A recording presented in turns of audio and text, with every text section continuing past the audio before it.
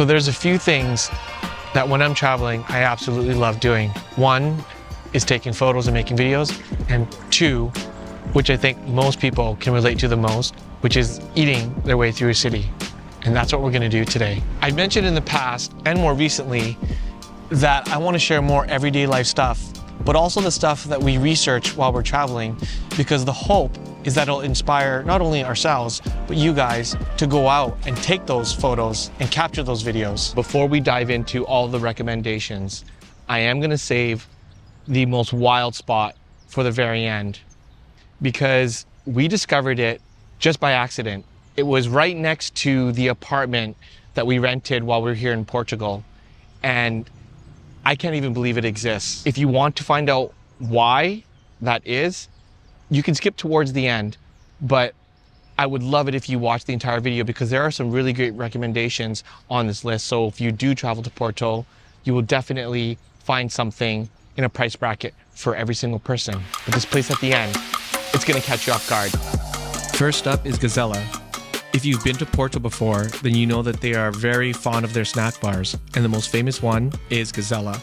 It's popular with locals, and therefore it's incredibly popular for tourists, and you might even catch a few celebrities there. If you look carefully at their photo wall, you might even catch a glimpse of the iconic Anthony Bourdain. The one thing that you want to order there is a Caserino. Essentially, it's a Portuguese hot dog sandwiched between a mini baguette style bun, Portuguese sausage, and melted cheese. It's served with a side of their tangy spicy sauce, and it's absolutely delicious. Pair it with a beer and you're good to go.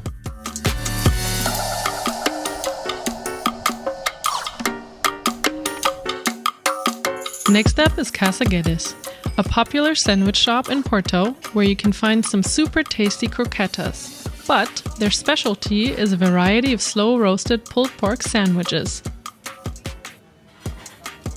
They have 3 locations, but our favorite is the original, and it is a snack bar style. Okay, so we ended up just getting the classics, which is the pernil, which is the roasted, slow roasted pork, and then the one with the sheep's cheese. Just 2 classics. If you're here and you want to get a little more adventurous, the Chef Caedes is also good. It has the port wine, slow roasted tomato sort of jam with arugula, and it's really good. Right now, Kat's a little bit freaked out because there's all these little pigeons. Because one time in Granville Island in Vancouver, Canada, a seagull ripped my bagel. Yeah, ripped the sandwich right from Kat's hands. And here, a seagull ate my chip, so... Yeah, so let's dive into this.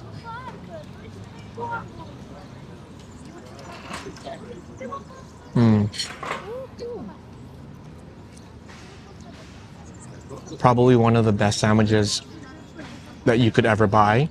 I said it once before, I said it in my first vlog. This place is an institution. Oh yeah, it is.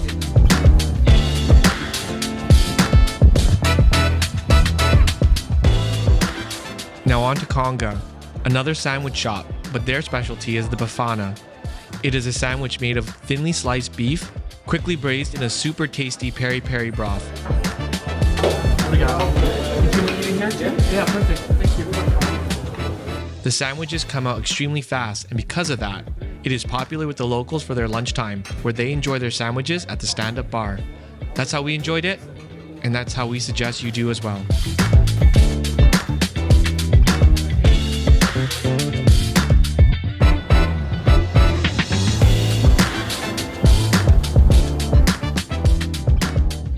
While Michael and I were making this video, we discovered even more places than we initially wanted to include. One of them being Casa Espresso, a humble cafe that serves a slow braised beef sandwich that paired perfectly with their small refreshing beer. This spot could be hard to miss since it was never mentioned in any food blogs, but it was recommended to us by a local chef.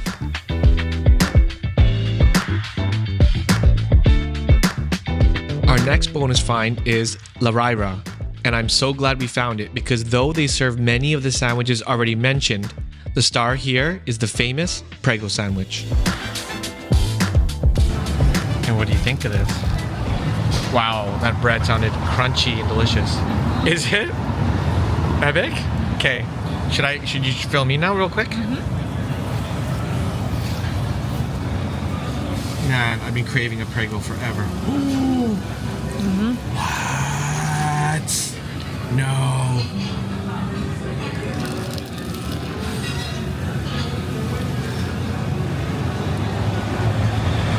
Bomb.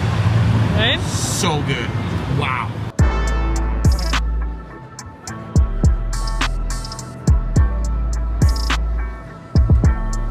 When you come to Porto, you'll definitely hear people talk about the Francesinha, a cult sandwich inspired by the Monte Cristo. Steak, ham, sometimes sausage, all sandwiched between bread, melted cheese, egg, and a tomato-based gravy. Try this sandwich at Persal and make time for a nap. You're gonna need it.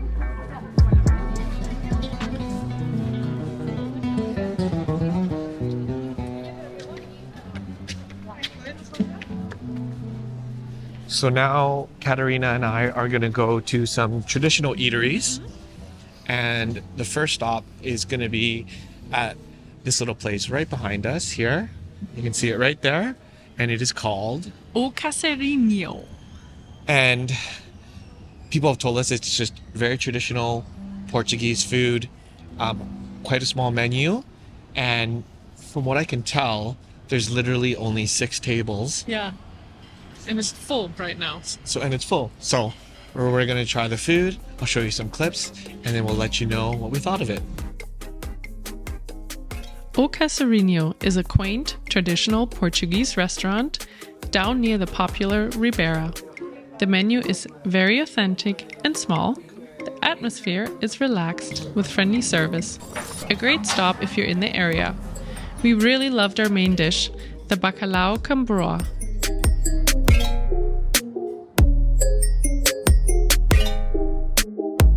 The next restaurant is our favorite traditional restaurant, Taberna, Santo Antonio. Family run with a delicious menu, kind service, and vibrant atmosphere. Conveniently located next to the most famous sunset spot, Miradoro das Virtudes. Our friends absolutely loved it. The restaurant is really busy. Make reservations.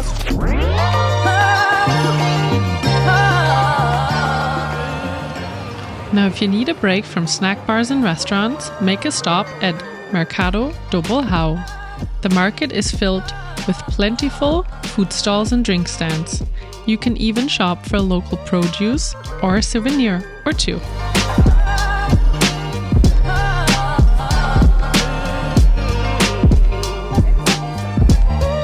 Spend your time perusing the aisles, pick your favorites, and find yourself a spot to enjoy your snacks and refreshments. Ooh, that's the part.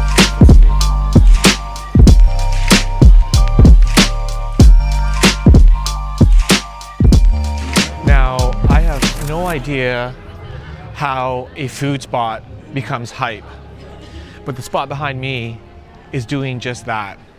And it's a pizza joint that isn't in any guidebooks that I have read when coming to Porto. And I just discovered it while Katerina and I were doing some shopping for art, and I saw this tiny little stall. I don't know if you can see it, but it's just this tiny little stall that just has a couple pizza ovens, bread ovens, and all they do is make bread and pizza. And right now, I don't know if you can tell, but it is jammed. We just put in an order, we're waiting for a pizza, and if the lineup is a sign of how good it could be, then I'm very, very, very excited. We just talked to the owner, and the place has been open for a year tomorrow. So as soon as we get the pizza, we'll let you know our thoughts. But I think it's gonna be good.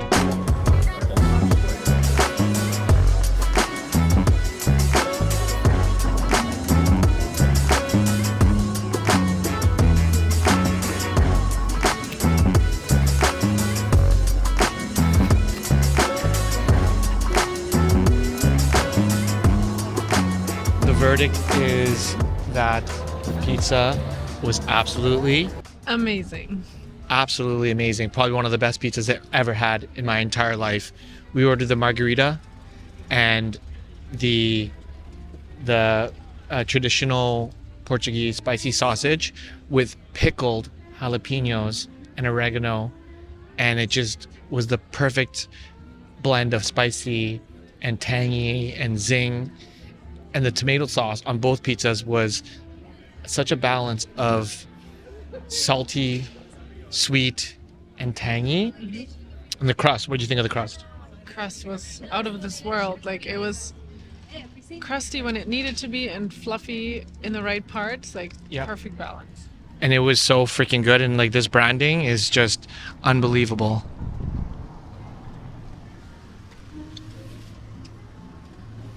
But yeah, they've only been open for about a year, as I mentioned. I haven't seen them mention in any guides or blogs or food things at all, so hopefully you have a chance to check them out when you come to Porto. Our next recommendation is Babel, a casual dining experience in a modern space. The talented chef trained at many high-end restaurants previously and is now back in her hometown of Porto to serve her reimagined version of traditional Portuguese cuisine. Caterina and I simply loved all the flavors. We've been waiting for 2 years to eat at this next restaurant because since it opened, it's generated a lot of buzz in Porto. Mito, another restaurant that has tasked themselves with reimagining Portuguese cuisine. The food here is delicious, and each plate is presented in an artistic way. The space is equally beautiful and elegant. We were so happy to finally be able to eat here.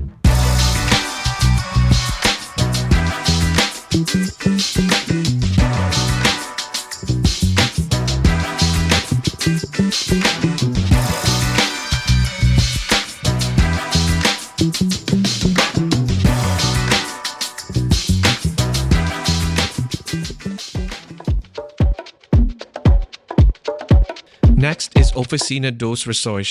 They're taking the humble Portuguese patty and upping the quality, hand-making each one. They are super delicious. Complemented with their tomato rice, tasty salads, and incredible desserts. This tiny restaurant, which is expanding, quickly became our favorite. Definitely make this one of your stops.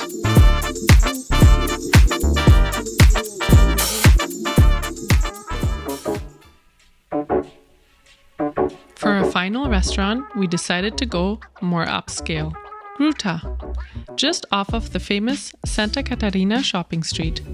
Down the alleyway, you will find a beautiful room with a modern take on Portuguese food. There was a minimal but beautiful quality to the plating of their food. The flavors were delicate yet punchy, a perfect balance. The service and execution was spot on. The perfect place for an elevated experience. Ripping the wall since you felt like this. Ripping the wall since you felt like this. Ripping the wall since you felt like this. Ripping the wall since you.